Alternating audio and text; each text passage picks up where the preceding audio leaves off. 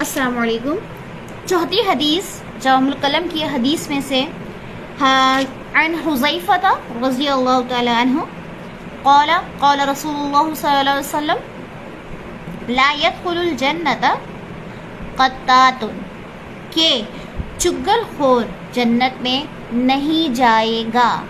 یہ ایک بہت اہم مسئلہ ہے اور ہمارے یہاں بہت کامن ہے یہ کہ چگل خوری سے کیا مراد ہے۔ اچھا، اب یہاں پہ کافی ساری چیزیں پوائنٹس ہیں جو مکس اپ نہیں ہونی چاہیے۔ لائک آپ اس کو غیبت نہیں کہہ سکتے، چگل خوری کرنا اور غیبت کرنا، فساد کرنا، لائک یہ سب الگ الگ کیٹیگریز ہیں، ٹھیک ہے۔ اب چگل خوری کیا چیز ہے، اس کو ہم کیسے ڈسکرائب کریں گے؟ نبی کریم صلی اللہ علیہ وسلم کا 2 قبروں پہ سے گزر ہوا تو نبی کریم صلی اللہ علیہ وسلم نے فرمایا کہ انہیں عذاب دیا جا رہا ہے، اور ان میں سے ایک کے عذاب دینے کی وجہ چگل خوری ہے، اور ہماری امت کا اس بات پر اجماع ہے کہ چگلی کرنا حرام ہے اور گناہ کبیرہ میں سے ہے۔ تو یاد رہے کہ جنت میں داخل نہیں ہوگا جو شخص قطات ہوگا، یعنی کہ چگل خور ہوگا۔ اچھا، کئی جگہ پہ حدیث کے اندر الفاظ آئے ہیں قطات کے اور اسی طرح نمام کے کہ نمام کسے کہتے ہیں؟ وہ شخص جو کسی موقع پر موجود ہو اور 2 لوگ بات کر رہے ہوں اور وہ ان کی باتیں اس موقع کو سن کر آگے اس مقصد سے پھیلائے کہ اب میں نے فساد مچانا ہے، ٹھیک ہے۔ تو ایسے شخص کو جو ہے وہ نمام کہتے ہیں، ٹھیک ہے۔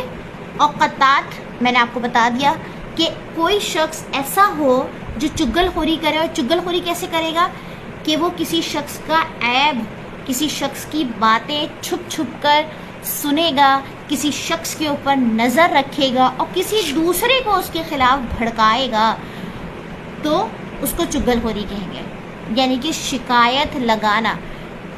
اب ہم صرف اتنا سوچیں، کیا بظاہر زندگی میں ہمارا اس سے کوئی فائدہ ہے، کوئی مقصد ہے ہمارا؟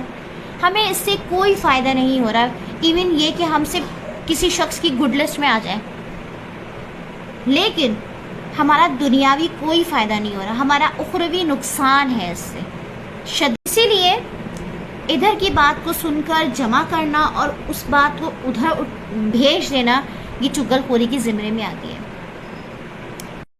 نبی کریم صلی اللہ علیہ وسلم کی حدیث ہے کہ مجلس کی بات امانت ہے، یعنی کہ اگر آپ کوئی بات مجلس میں کر رہے ہیں 3 لوگ، تو اب یہ ایک امانت کے زمرے میں ہے، ٹھیک ہے۔ اب کوئی شخص مجلس میں صرف اس لیے ہے کہ میں نے یہ بات سن کر آگے پہنچانی ہے، تو اس نے امانت میں خیانت بھی کری اور چگل خوری بھی کی، اس نے 1 نہیں 2 کام کیے۔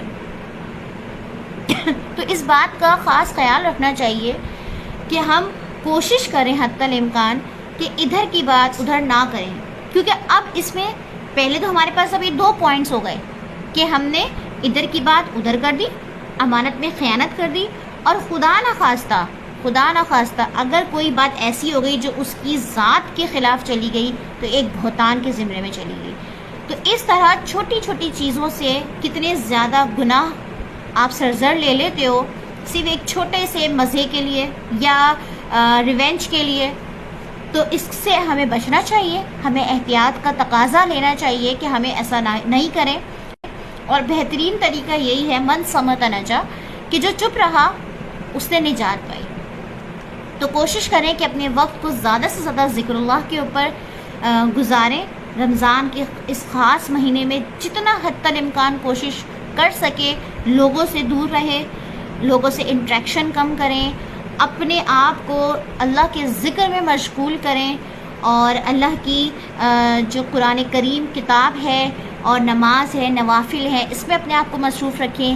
آپ کو تھوڑا سا فریش ہونا ہو جائے تو آپ تلاوت لگا لیں، آپ کچھ اچھا سا بیان لگا لیں، تو اس طرح بھی آپ اپنے مائنڈ کو ریفریش کر سکتے ہیں۔ کوشش کریں کہ اپنا انٹریکشن ایٹ لیسٹ رمضان میں لوگوں سے، اپنے عزیز و اقارب سے بھی کم کریں، اس کا مطلب یہ نہیں ہے کہ ان سے قطع تعلق ہی کر لیں یا کٹ آف کر لیں، نہیں، کم کر لیں وقتی طور پر، اور انہیں بھی اس بات کی آگاہی دیں کہ کم از کم ہم رمضان کے مہینے میں اپنے آپ کو نیکیوں میں رکھیں گے، نیکیوں میں ڈبوئیں گے انشاءاللہ۔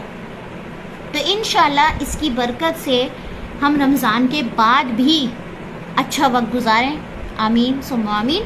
تو دعاؤں میں یاد رکھیے گا، اپنا بہت خیال رکھیے گا، انشاءاللہ کل پھر ملاقات ہوگی۔ السلام علیکم ورحمۃ اللہ وبرکاتہ۔